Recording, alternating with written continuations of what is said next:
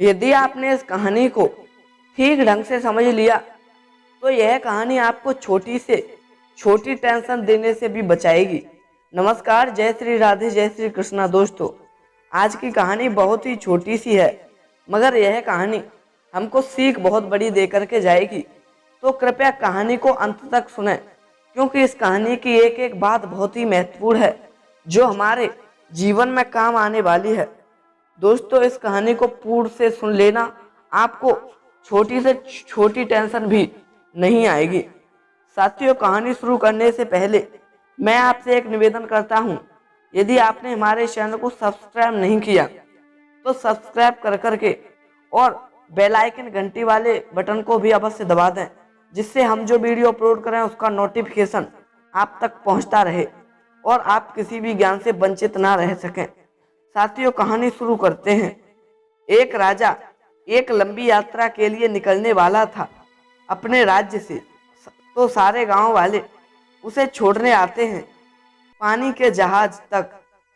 तो वो राजा जैसे पानी के जहाज पर चढ़ता है तो उसके गांव का एक वृद्ध आदमी उसके पास आता है और उससे कहता है कि हे राजा साहब, आप जब जंगल से होते हुए जाएंगे तो आपको जंगल में एक 2 फुट का आदमी मिलेगा और वह आपको लड़ने के लिए चैलेंज करेगा। तो उससे जान से खत्म किए बिना आप वहां से आगे मत बढ़ना। यदि तुम वहां से आगे बढ़ गए तो यह तुम्हारे लिए बहुत खतरनाक साबित होगा। इसीलिए मेरी बात मानना और उसे वहीं पर खत्म करके आगे के लिए बढ़ जाना। दोस्तों, राजा साहब उस आदमी की बात मान करके और यात्रा के लिए निकल जाते हैं। तो 2 दिन के बाद राजा जंगल में पहुंचता है। वह जैसे ही जंगल में पहुंचता है तो उस आदमी ने जिस तरह कहा था कि उसे 2 फुट का आदमी मिलेगा और वह उसे लड़ने के लिए चैलेंज करेगा, तो वैसे ही वो 2 फुट का आदमी और राजा के लिए चैलेंज कर देता है। तो राजा महानता के साथ और उस 2 फुट के आदमी के साथ लड़ाई शुरू कर देते हैं। थोड़ी देर में लड़ाई खत्म हुई तो राजा जीत गया। लेकिन जब 2 फुट के आदमी को जान से मारने की बारी आई तो राजा ने कहा कि इस 2 फुट के आदमी को जान से मारने में क्या महानता है। अब वो राजा उस पर दया दिखा करके और वहां से आगे बढ़ जाता है। कहता है, इस 2 फुट के आदमी को मारने से क्या महानता है, और वो आगे जैसे ही बढ़ता है दोस्तों, तो 2 दिन बीत जाते हैं और वह आदमी फिर से उसी राजा के सामने आया। लेकिन तब वह आदमी 2 फुट का नहीं था, अब वह आदमी 4 फुट का हो चुका है। उसने फिर से राजा को लड़ने के लिए चैलेंज किया। राजा ने चैलेंज एक्सेप्ट कर लिया दोस्तों, और उस राजा से और उस 4 फुट के आदमी से लड़ाई होने लगी। साथियों, फिर से राजा ने और उस 4 फुट के आदमी को पराजित कर दिया और जैसे ही मारने की बारी आई तो राजा ने फिर सोच लिया, इस 4 फुट के आदमी को मारने से क्या महानता है दोस्तों, और राजा वहां से आगे बढ़ जाते हैं। 2 दिन जैसे ही बीते, वह आदमी फिर से राजा के सामने आया। लेकिन तब वह आदमी 4 फुट का था, मगर अब वह आदमी 6 फुट का हो गया। उसने फिर से राजा को लड़ने के लिए चैलेंज किया और फिर लड़ाई शुरू हुई।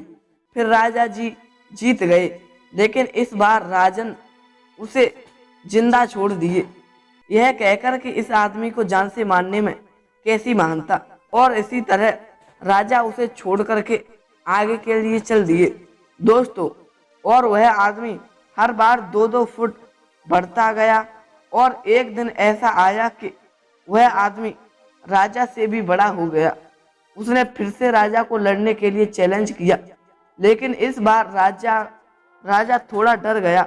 लेकिन राजा महानता का परिचय देते हुए उसके लिए फिर से चैलेंज एक्सेप्ट कर लिया दोस्तों। लड़ाई शुरू हुई, लेकिन इस बार राजा बहुत जख्मी हुआ।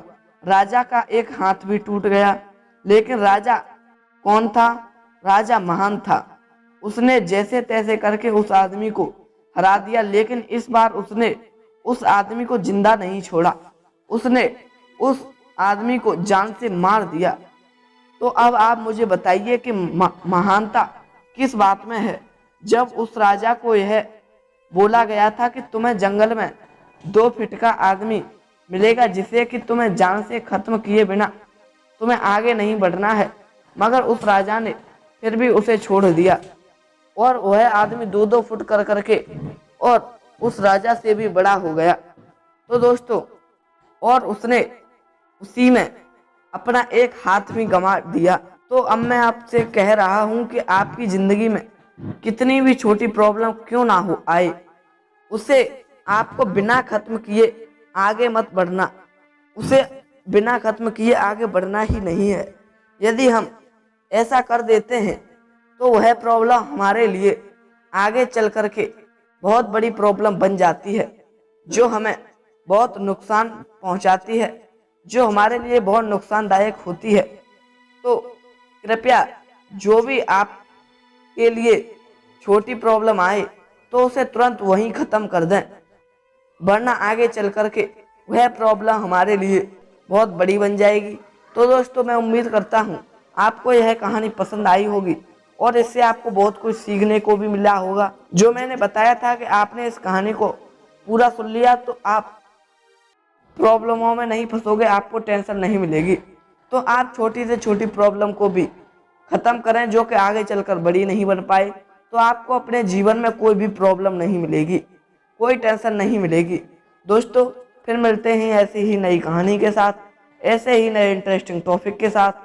तब तक के लिए सभी भक्तों को जय श्री राधे, जय श्री कृष्णा, जय हिंद, जय शिव।